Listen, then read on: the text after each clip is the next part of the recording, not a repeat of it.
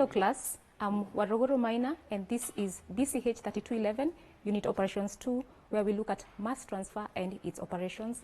Today we'll be looking at drying. Our learning objectives are 3. The first is to understand the reasons why drying is carried out. The second is to understand the mechanisms that are involved in drying. And the third, the types of dryers used and how to select a dryer. Now, drying is the removal of drying of a solid is the removal of moisture. It can be water or a solvent, of removal of the residual liquid to an acceptable level.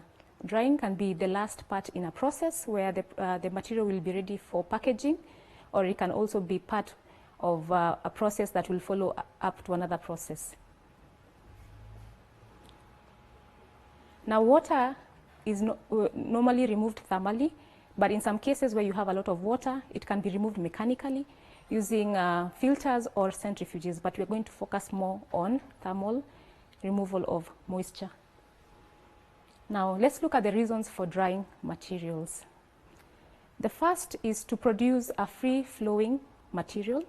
This is important where you need to dose the material or package it or transport it. The second reason is that some materials have contractual and statutory limits for how much moisture they should contain for substances like wheat, flours, and salt. The third reason for drying is for quality control purposes. When it comes to food, especially food substances, the moisture can have an effect on the shelf life. So if something has moisture, a lot of moisture more than is required, it will spoil. But also if you over dry the food, you might have it losing its nutritional value and the nutrients. Now, drying is also done to prepare a material for the next process that will be go through. For example, in the case of wheat, you might want to dry the wheat because for it to be milled, it needs to have a particular moisture content. Also, this is important when you're having pharmaceutical tablets because you want them to be pressed well and they have to have a particular amount of moisture.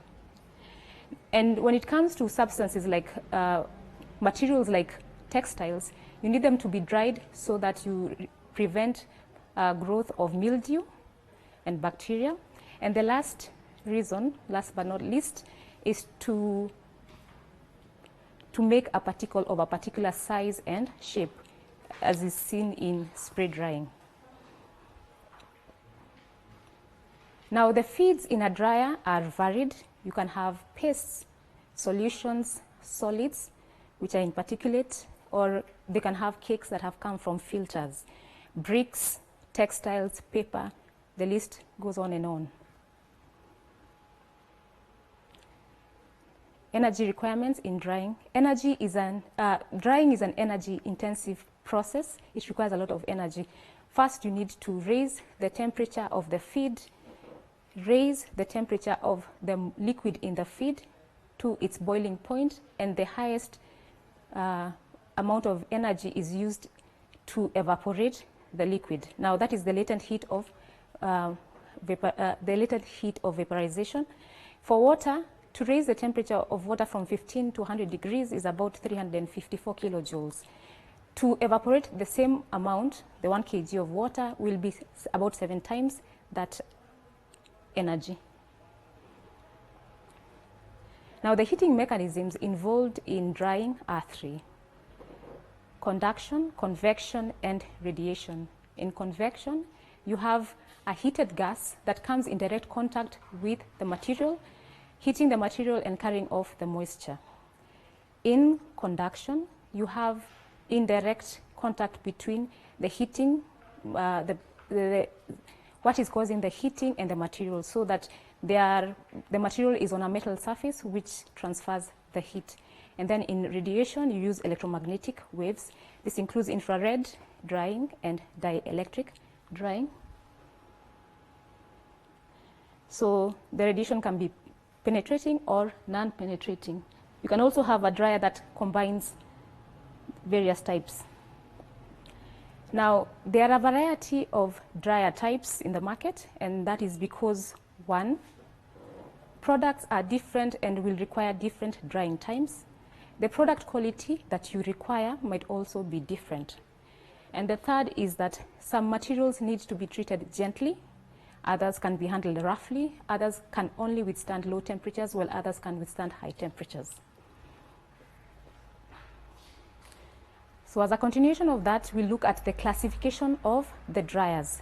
Now, dryers are classified according to various factors. The first factor that is used in categorizing of dryers is the type of process. Is it a batch process or a continuous process? Then you have the type of feed. We mentioned before that the feed can be a solution, can be a slurry, can be a paste. It can be a solid that is particulate. You can also have something that has a large surface area. Then we mentioned also the mechanisms of heating. So you can divide dryers in the, depending on the mechanism, whether they use conduction, convection, or radiation. And also the last, the product sensitivity, whether it can withstand high temperatures or low temperatures. That's why you will have vacuum dryers and such. Now let's look at the classification according to the heating mechanism. We'll start with convection and conduction. Now when it comes to convective dryers, the material comes into direct contact with the heated gas. The heated gas is going to evaporate the moisture in the solid, or if it be also a liquid, and then it will carry off the moisture. Now, such types of dryers include tray dryers and belt dryers. Then we have non-adiabatic dryers. Non-adiabatic dryers are also called indirect dryers or contact dryers. Now, in this case, you'll have the material being dried on a metal surface, which is getting heat from another source. There's another heating medium, but is not in direct contact with the material to be dried. There might also be use of a gas, but the gas in this case is just to carry off the moisture. The last mechanism is the use of radiation, and that is divided into two groups. You have infrared drying and dielectric drying. Now, infrared drying is used for the surface drying, and then when it comes to dielectric drying, it involves two types of drying: radio frequency drying and microwave drying. Now, this dielectric drying is used in the cases where convection and conduction will take too long, and especially for materials that have a small surface area to volume ratio. Substances that are relatively large, contain little moisture, and are expensive. And this is the only process in which the heat is developed within the material. So, for example, the drying of textiles. We also mentioned that you can have classification, different types of dryers depending on the type of feed. You might have a dry solid, not really dry, but because you're drying it to remove the moisture to a certain level, but you might be drying something that is in solid form, or a paste, and you might also be drying something that is a solution. So when it comes to the drying of solids, then there might be two types of dryers. Dryers in which you have agitation, where the material can withstand the agitation and will not be destroyed, and others that where you have non-agitation. An example of a dryer where you have agitation is, for example, a fluid bed dryer, and a tray dryer. In a tray dryer, there will be no agitation. Then you have dryers for solutions and slurries. Now, these dryers are going to evaporate all the liquid in the solution and give you a powder or a solid material. Typical examples are drum dryers, thin film dryers, and spray dryers. Now we look more into this by looking at two examples. The first being spray dryers. Spray dryers will be used when you have a solution, but this solution, you cannot separate the solid and the liquid because using methods such as filtration or crystallization. It is also used when you're looking to have a product that has a certain characteristics, hollow, spherical, and also when you want to have the material have a short residence time in the dryer. Now residence time is going to mean the time the feed you are drying is going to spend in the dryer. So in a spray dryer, you'll have short periods of time, which are about 6 to 30 seconds. So that is going to be important depending on what kind of material you're drying. Now there we have a diagram showing what a spray dryer looks like. Now you have the feed coming from the top. Now the feed is the material that is being dried. You have two streams, the feed and the air that is heated, that is going to carry out the heat transfer. Now the two can flow concurrently, that is in the same direction. They can flow countercurrently, opposite. But in this diagram, you have them flowing in the same direction. So from where you have the diagram showing the dampers, you move to the dryer where you have the hot air coming from the top and the feed coming from the top. Now this method has 4 steps: atomization, removal of free moisture, removal of bound moisture, and then the product recovery. In the atomization part, the feed, which is a solution, is sprayed from the top and it will form droplets. Now this will increase the surface area, and when it comes in contact with the dry gas, with the hot gas, there will be evaporation, rapid evaporation. Now consequently, the solid that will be formed, or the particle that will be formed, will collect at the bottom where you have the conical shape, where you have the conical shape. And then some of the fine particles might be carried away in the gas, because the two have to be separated: the gas that has the moisture and the material that has been gotten from the drying process. Now the gas will come out through the outlet. In this case, the gas might be carrying some particles. The gas might be carrying some particles. And obviously you do not want to lose the solid particles that you're trying to get from the drying process. So first of all, the first particles will drop here and then will be collected, but some might be carried out with the carrier gas here, and now there's going to be a separation process in the cyclone, and then the gas will be removed using a fan, and the rest of the product will come down and join the other product was from the other hopper. So this just looks at, again, some of the steps involved in the spray dryer. So the spraying of the liquid to form droplets which come into contact with the hot gas, rapid vaporization of the moisture, and the flow of the liquid being either in the same direction with the gas or opposite direction, or a combination of both. The spray dryer has certain advantages, and these are the reasons why it is used.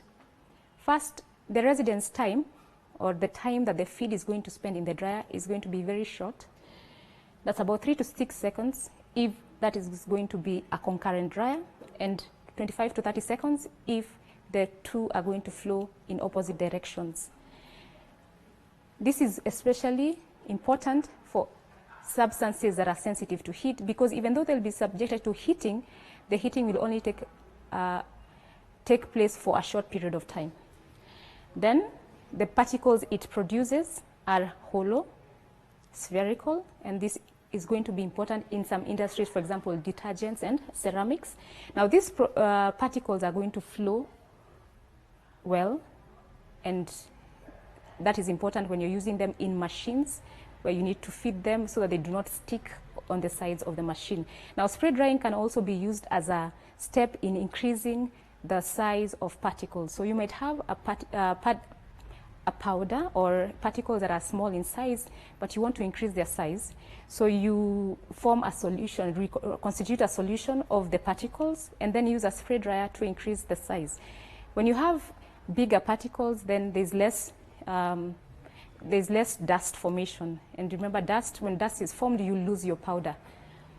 And then another advantage is that in one single step, you'll be able to get to your final product. So you'll dry and get the product that you need, which is ready for packaging or for whatever process. The next dryer that is used for solutions and slurries is a drum dryer. It consists of two drums. The two drums are moving towards each other. They are in contact. And you have a vapor hood. You have conveyors and knives which are in contact with the drums. What happens in the drum dryer, first of all, is what we mentioned before, that there is conduction. So there is no direct contact between the steam and the material. The heating will be through this metal surface of the drum dryer. So that is important when you're looking at conduction drying or indirect drying, or also what is called non-adiabatic drying. So there's no direct contact between the steam and the material to be dried. Now remember, the material is a liquid, so it is fed from the top and it flows between the drums. So the drums are hot and they are rotating towards each other. Once the material comes in contact with the drum, the liquid is evaporated. The vapor is collected in a hood. The solid will form a thin layer on the drums, and it will be scraped off using the knives and collected in the conveyors.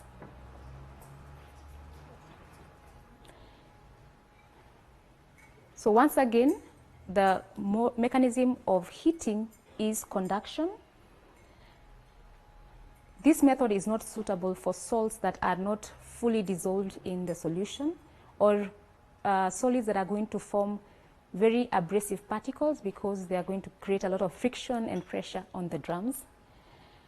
Just like the spray dryer, also this dryer has short residence time. Again, remember, the residence time is the time that the material is going to spend in the dryer. So it is good for sensitive materials that need only to be there for a short period of time. So we have looked at how you would select a dryer depending on the feed. Next, we are going to look at another factor, which is the production rate. Now, we know that in the chemical industry, there are two modes of production: batch mode and continuous mode. Now, batch mode is used for low production rates, so for approximately 150 to 200, maximum 200 kilograms per hour. So in the event that your production rate is low, then you'll use a batch dryer. So in a batch dryer, you have the feed being put in the dryer.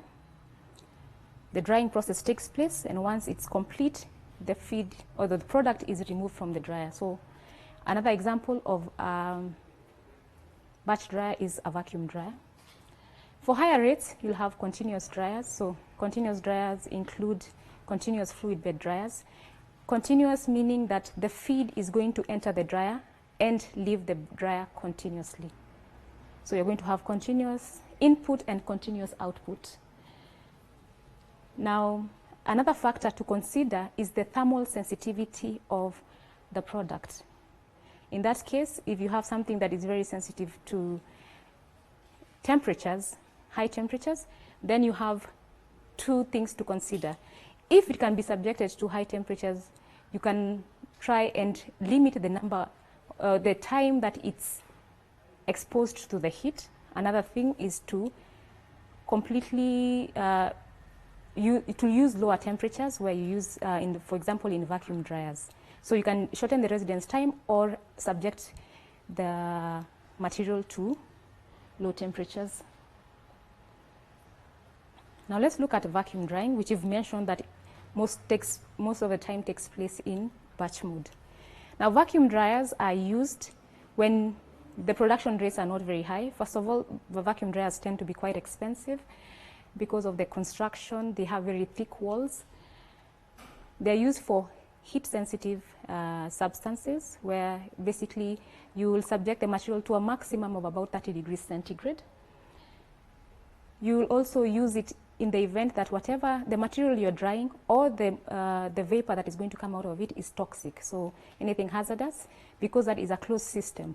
So you will not have any leakage. Also, if the substance that you're drying is oxidized by air, then you would want to work with it in vacuum, because there will be it will not be changed, and also it's also used to recover volatile compounds.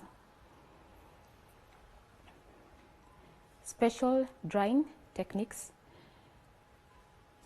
Freeze drying or lyophilization is a type of vacuum drying. Now, if you compare it with vacuum drying, the one we looked at the beginning, before this slide, in vacuum drying, there is evaporation of the liquid to the vapor. Now, in freeze drying, you have the solid being converted to vapor. So that is sublimation. So in the case you have water, that water is the liquid that you have in your solid, the substance is frozen, so you'll have ice. So that will be at sub-zero temperatures. It's subjected to vacuum, and then the ice will sublimate, and you'll have direct transformation from solid to vapor. Now, this is especially important for very sensitive materials. If you look at the temperatures that are involved, -30 to -10, very sensitive materials, especially of a biological nature, so pharmaceutical materials, and also foods. Now, when it comes to foods, you do not want to lose the nutritional value of the foods, the vitamins, denatured proteins, and all.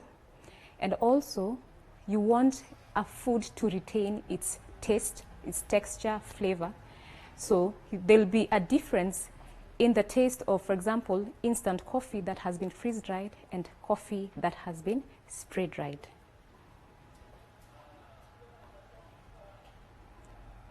When it comes to selecting of dryers also, you need to look at whether something is fragile or can handle rough handling. So in some cases, you might have the dryer having agitation. That means there's some kind of shaking of the material. So if something is fragile, then it's either going to be gentle agitation or no agitation at all. And that will be handled well, for example, in a tray dryer. A tray dryer, just as the name suggests, the material will be in a dryer. It's placed on a kind of rack. There's air that comes in and dries the material. And once the process is done, the tray is removed and the material is ready. So that is very gentle handling. Another factor is the operation costs. Now, as we mentioned earlier, drying is an energy-intensive process. It requires a lot of energy, more so when it comes to evaporating the liquid. So remember, the liquid can be water or a solvent or in whatever you are working with. So there's the heat that is required to heat the feed, the heat to raise the temperature of the liquid to the boiling point, and then to evaporate the liquid. Now, the highest amount of heat is at the point of evaporation.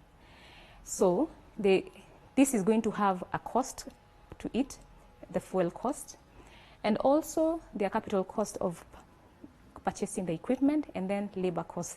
Now, labor costs are especially important in the case of batch dryers, because a batch dryer will have somebody loading the material to be dried and offloading the material that is finished.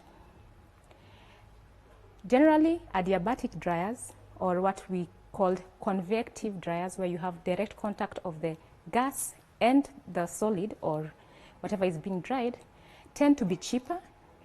The mass transfer is very fast as compared to non-adiabatic or the other radiative kind of dryers. Now, you have to look at the cost of this in totality with also any other extra steps that might be involved. In an adiabatic dryer, because you're using a carrier gas, a heated gas, in this case air, or if something is explosive, you might use an inert gas. So the gas will be heated and will carry out the heating and carry off the vapor. Now, you might have that same gas carrying off some of the particles. the solid particles, and that will require additional equipment to separate the solid and the gas. So we have such equipment such as scrubbers and also wet scrubbers and cyclones. Cyclones separate gas and solid particles. So that additional equipment might also bring an additional cost to the process. Special techniques of drying include steam drying. In steam drying, you have superheated steam. Now remember, we say the latent heat of vaporization is very high. You need a lot of heat to vaporize water. Conversely, when the superheated steam condenses, it gives off a lot of heat, and this is useful in evaporating the liquid. So the superheated steam is in direct contact with the solid. The heat will be transferred to the solid, and the liquid will evaporate from the solid, increasing the saturation of the steam, which can also be recycled. Please make sure to read more on these topics from MKU's library e-resources from the e-books shown on the screen. Thank you. Stay safe. These televised lectures supplement our robust online learning going on our MKU online platform. You can view more on our televised lectures via our online platform. We are in a digital era, and Mount Kenya University knows this. The following are the steps to follow so as to complete your online application. Download the application form from the website www.mku.ac.ke. Attach copies of your academic certificates and ID. Pay the application fees via M-Pesa pay bill number 270988. Your ID is the account number. 2,000 shillings is the charge for a postgraduate. You can also deposit in the bank accounts provided on the website. Then email all the above to apply@mku.ac.ke.